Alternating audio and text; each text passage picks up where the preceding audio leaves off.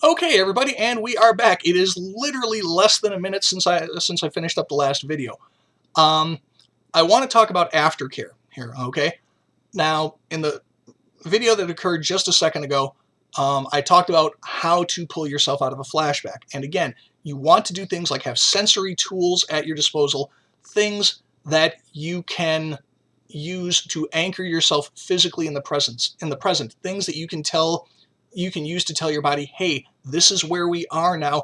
We're not back in that house fire, or we're not getting beaten up by dad. We're not in a car crash. We are at work doing accounting, or we are at our friend Joe's house having a beer and watching a hockey game. Okay, we want something that can pull us back to the present by giving our bodies and our brains sensory information that is completely not connected as much as possible to our trauma, because that's how we had the flashback. We got a piece of stimuli that was connected to the trauma, and our brain went, hi there, time to go on a sleigh ride through hell. So we want to do that. But then, and from there you want to progress to inventorying your environment. You're out at your buddy Joe's house, and it's like, okay, fine. I'm having a flashback. Reach into your pocket, get your keys, start to feel it, start to edge out. Okay, Joe's TV, Joe's wife, Joe's dog, the beer in my hand, Joe's kid running through with no diaper on, whatever. Okay, just things in the present here and now that are not part of your trauma from 6 months, a year, 10, 20, 30 years ago, but that are here in the now, in the real world. And that is how you anchor yourself into the real world. Now, once you get out of the flashback, and anybody who has had one of these things knows that they suck. I cannot overemphasize how much these things suck. It's a scary experience, because this is the organ in our body that determines our personhood, okay? Your heart and your lungs don't determine your personhood. Your liver, your pancreas, your stomach, none of those things. I don't care how big your gut is. Your stomach does not determine you as a human being. That's just, man, you got to do some sit-ups, bro. Your brain determines your personhood, and it's malfunctioning, which means that, it's scary, because it's like, okay, this is screwing with my identity here. This is short-circuiting how I live in the world. It's very, very scary, and it's very, very unpleasant. And so what is going to happen is you are probably going to be feeling some after effects. You're going to be feeling scared. You're going to be feeling probably some very reasonable and very natural and understandable anger. You are going to essentially be coming down from a life or death experience, because your brain doesn't know the difference. It's sending these chemicals to your body, and they are difficult to deal with.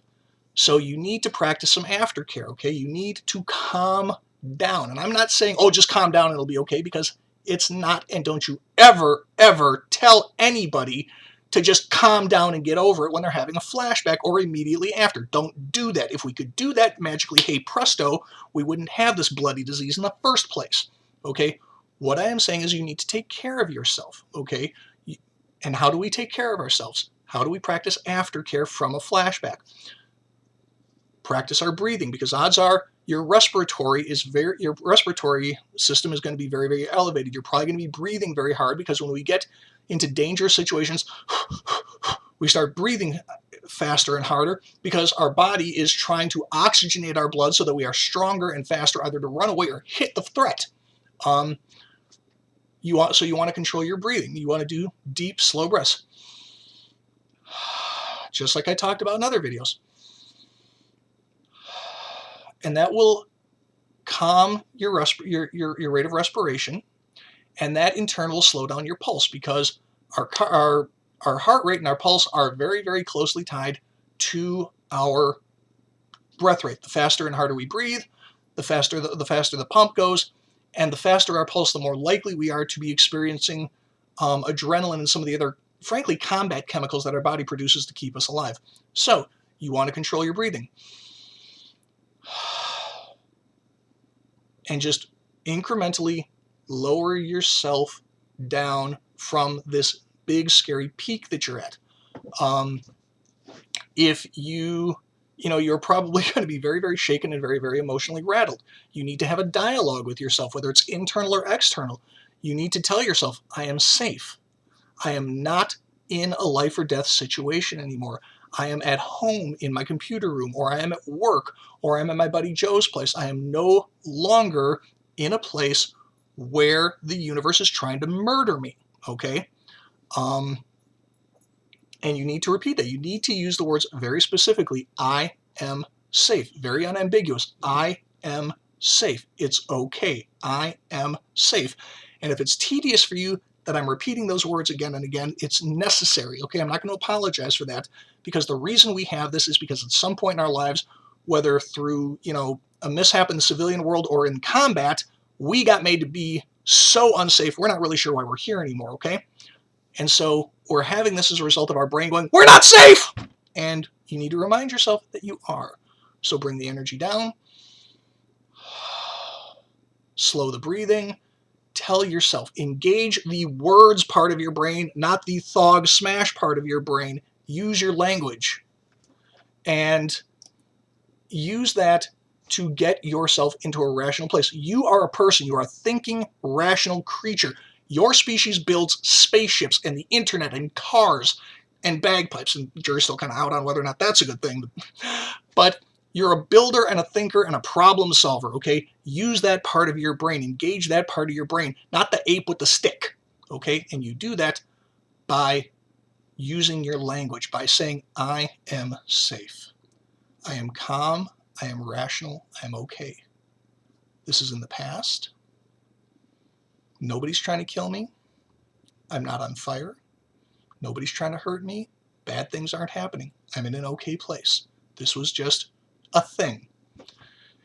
And if you need to put yourself in a safe place, do so. If you're somewhere where it is at all feasible to do, and you feel that you need to take a couple of seconds to put yourself in a safe place, like say, I talked in a previous video about, public restrooms, going to the handicap stall of a public restroom and using that, or just getting anywhere, like an unused room in a friend's house or wherever, just any out of the way space where you can get yourself back to reminding yourself that you are okay. Give yourself permission to do that. There's no embarrassment to this. You've got a medical condition. If you had to take a couple minutes to go do your insulin because you're diabetic, you wouldn't apologize for that. Or like if you got a peanut allergy and you had to hit yourself with an EpiPen, you wouldn't say, "Gee, guys, I'm sorry, I'm so embarrassed." No, you're going to do what you have to do to be well, because this disease can and does have profound negative consequences to our physical health. I am 44 years old. I'm pretty sure I've had at least one heart attack as a direct result of the PTSD. The more strain we put on our bodies, the less time we have on this planet, okay? And we want to be around for a long time because there's really great stuff out there like music and chocolate and pretty people of whatever gender you happen to fancy. There's annoying puppets. Hey, how you doing? What do you mean annoying? Dude, have you listened to yourself? There's dumb videos like this one, okay? We want to be around. So give yourself permission to take care of yourself. Find a safe space. If it is at all feasible. If you're at work, tell your boss, hey, you know what? Can I just take a second? If you're out with your friends, hey, guys, I just need a second, okay? Engage your breathing. Remind yourself that you are safe. If you need to, and again, find a place where, you can just kind of get away from extraneous stimuli and just remind yourself of where you are. Remind yourself of the present and the here and now. And again, inventory your environment. Do what you have to do to anchor yourself in the here and now, because the flashback may come back. It may sneak in from, from under the door, so to speak, if it gets the opportunity. So the more you anchor yourself in the present, the more likely you are to not have an immediate recurrence. But the important thing is to take care of yourself, okay? Do what you have to do. I really don't like to suggest that people use drugs or chemicals. For crying out loud, if you have a flashback, don't immediately reach for the whiskey bottle. I'm German and Irish. I love my whiskey. Believe me, it's not medicine, okay? It's something that you have a shot of occasionally with your friends. It's not medicine. But do what you have to do to take care of yourself. Get yourself into a calm space. Do your breathing. Tell yourself physically the words, I am safe. I am okay. Because you are. You're safe now, okay? Your trauma happened in the past.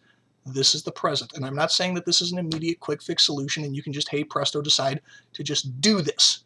It takes work, but you're capable of doing the work. Remember, folks, our species in just in like 100 years or so went from no manned heavier than air flight to driving cars around the surface of the moon, okay? We're problem solvers and we're doers. You just have to be persistent. And that is where I'm going to leave you today. You are stronger than this disease, and you are capable of winning against it. Every day we don't give up, we are winning, okay? So that is it for this video. Have a great day. I will see you next week. And if you feel like it, put a couple of bucks in my Patreon. If not, keep on watching the videos and have a great time of it.